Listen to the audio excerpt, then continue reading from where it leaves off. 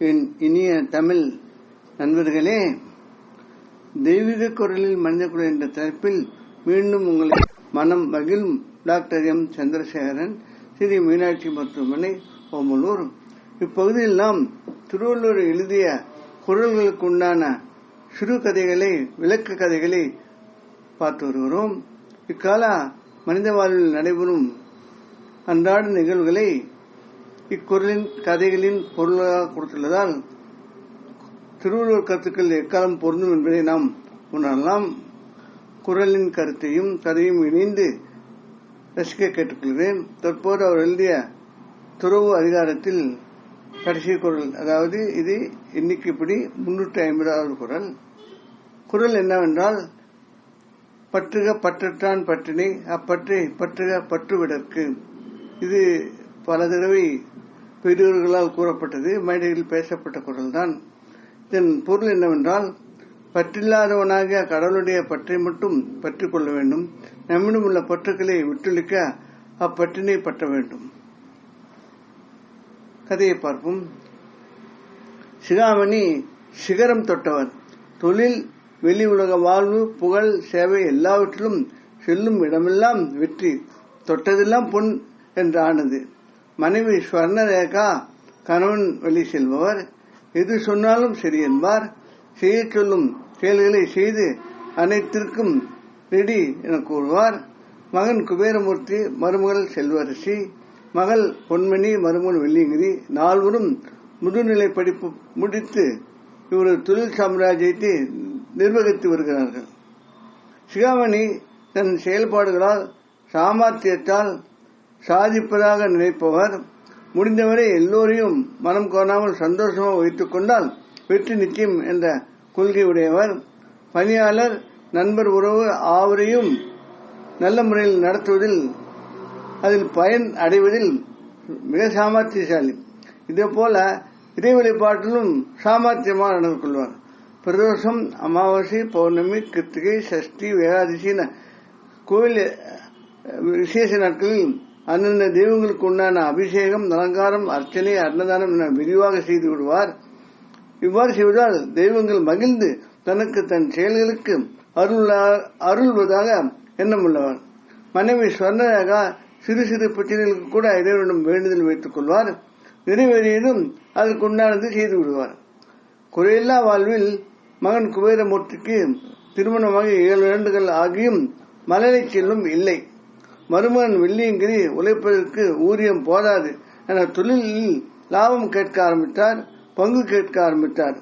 வயதான பணியாளர்கள், படிக்காத பணியாளர்கள் போய் படித்த இளைய தலைமுறையினர் பணியில் அமர்ந்ததால் அவர்கள் சட்ட விதிப்படி வேலை நேரம், வசதிகள், ஊக்கத்தொகை எல்லாம் எதிர்பார்த்தனர். அரசாங்க சட்டமே அப்படி உள்ளதால் அது பிரச்சனையானது. சொல் மதிப்பு குறைந்தது. ஊர் கோவில் புனரமைப்பில் சென்றமுறை இவருடைய பேச்சு அதிகாரம்தான். இப்போது இந்த வருடம் சட்டமன்ற உறுப்பினர்கள், கட்சி பொறுப்பாளர்கள் அதிகாரம்தான். ஆனால் செலவு மட்டும் இவருடையது என்று போய்கொண்டிருந்தது. சிகாமணிக்கு வயது மூப்பு, சர்க்கரை, இரத்த குறிப்பு வியாதிகள் வந்தது.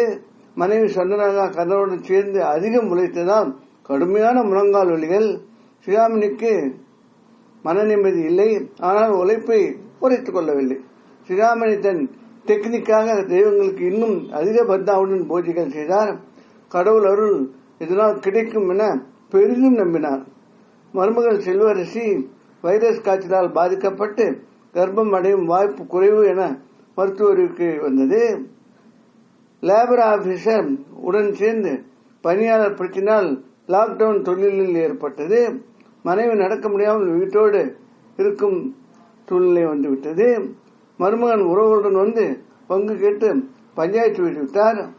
சிகாமணி மயங்கி விழ உழைப்பால் துன்பத்தால் மயங்கி வந்தார். ஓய்வு எடுக்காததற்கு மருத்துவர் அவரை கண்டித்தார். அப்போது அவருடைய கிராமத்து தாய்மாமன் வந்து இவரிடம் பேசி தைரியப்படுத்தினார். உலக பற்றுக்களில் தாமரை இலை தண்ணீராக ஒட்டாது வாழும் நிலை முக்கியம். இறை பக்தியில் உண்மையான நாட்டம் கொண்டு அவனை சரணடைய வேண்டும். நாம் தந்து இறைவனுக்கு நிறைவதில்லை.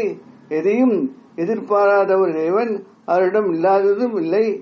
நம் செயல்களை தானமாக தர்மமாக பலருக்கும் பயன்பட செய்ய வேண்டும் என்று கூறினார்.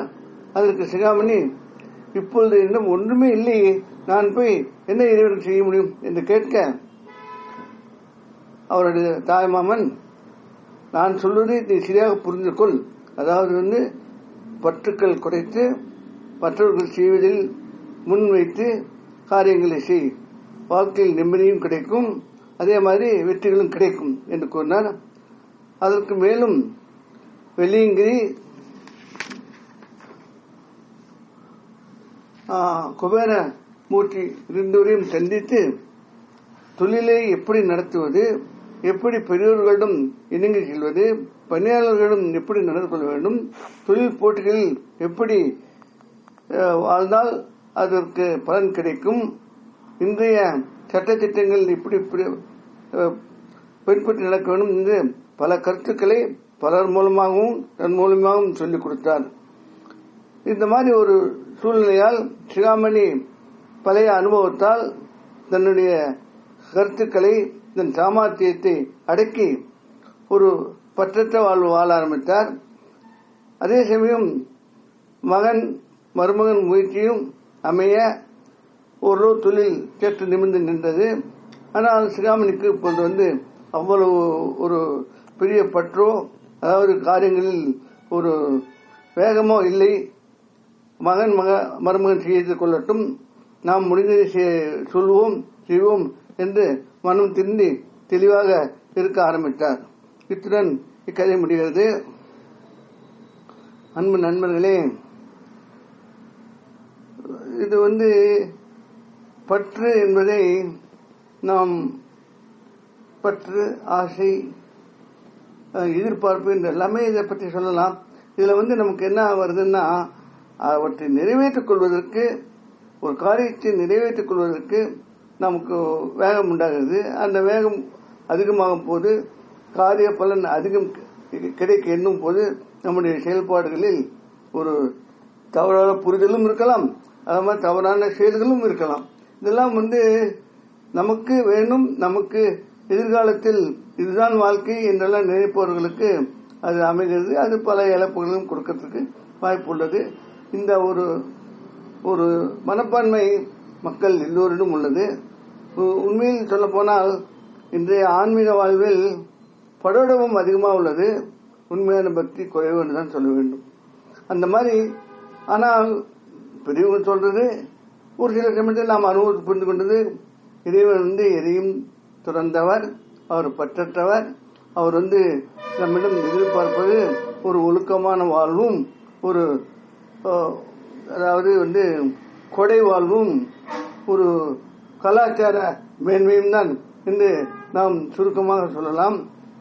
அதனை பற்றும் நாம் செய்யும் பொழுது பற்று என்பது நம்ம விட்டு போய்விடும், கடமைகள் தான் முன்னாக நிற்கும். இதைதான் வள்ளுவர் இந்த ஒரு குரலில் வலியுறுத்துகிறார். நாமும் இதனை சிந்திப்போம்.